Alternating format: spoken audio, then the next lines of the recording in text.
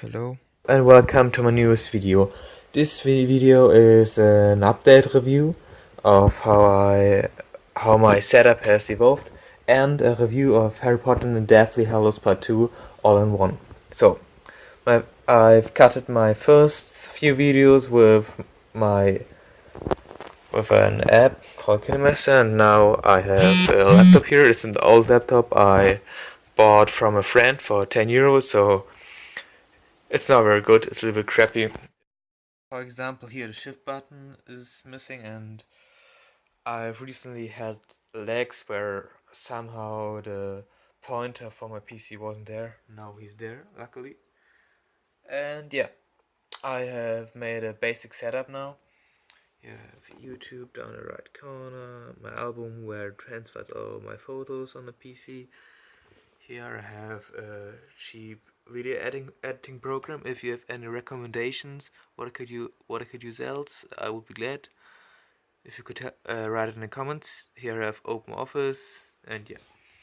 And now I connected the laptop with my Bluetooth box, and I hope I can enjoy Harry Potter and the Deathly Hallows Part 2 now. I've watched the movie before, but I'm really excited to see it again and see if it still holds up to my good experience I had with it when I watched it for the first time. So, see you. So, I've seen the movie now, but sadly I'm not able to record audio with my laptop, and so I'll just do it with my mobile with KineMaster, but I'm able to fix the problem and I'll buy a new microphone soon in the next few weeks. Harry, be safe. Be strong. Harry Potter and Deathly Hallows Part 2 is the final conclusion of the 8-movie series of Harry Potter that began in 2001 with Harry Potter and the Sorcerer's Stone. The movie wastes no time with preposition or setting up a story in the beginning, but why should it? Everything has been said and set up in the previous movies, and a good sequel understands that it shouldn't explain everything up from the scratch. The decision to split up the novel by J.K. Rowling into 2 parts had one of the movies suffering, but it certainly wasn't this one.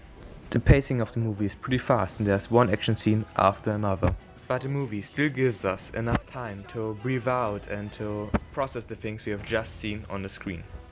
One of the best things of Harry Potter is the continuity and the development of the characters throughout the series. And this movie knows that, and brings in a lot of references and Easter eggs to older movies. For example, some blue pixies can be seen in the Room of Requirements that have lastly appeared in Harry Potter and the Chamber of Secrets. And although everything that has happened in the story over the course of the franchise has always worked within the rules and logics of J.K. Rowling's world building, the tone of the movies has become way darker and more matured. The story now focuses around death, loss and brutal violence, and not anymore just about the wonderful, fantastical and maybe a little bit dangerous secrets of the wizarding world. This film is technically a war movie. But this doesn't make the movie unenjoyable for younger people.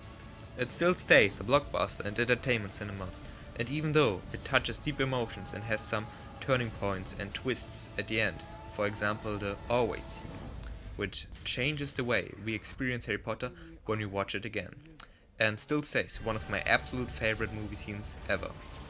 The ending could have been pulled off just a little bit better.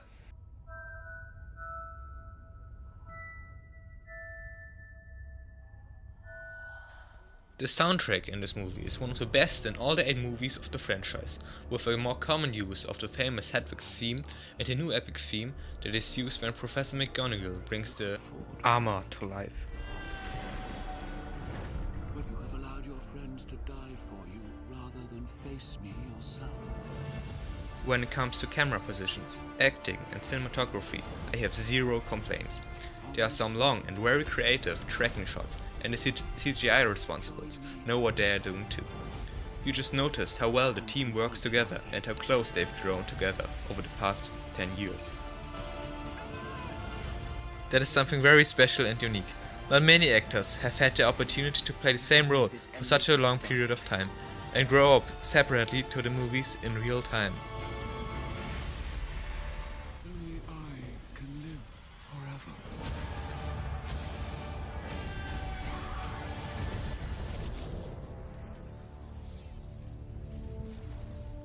Harry Potter, The Deathly Hallows Part 2 is epic fantasy cinema at its height.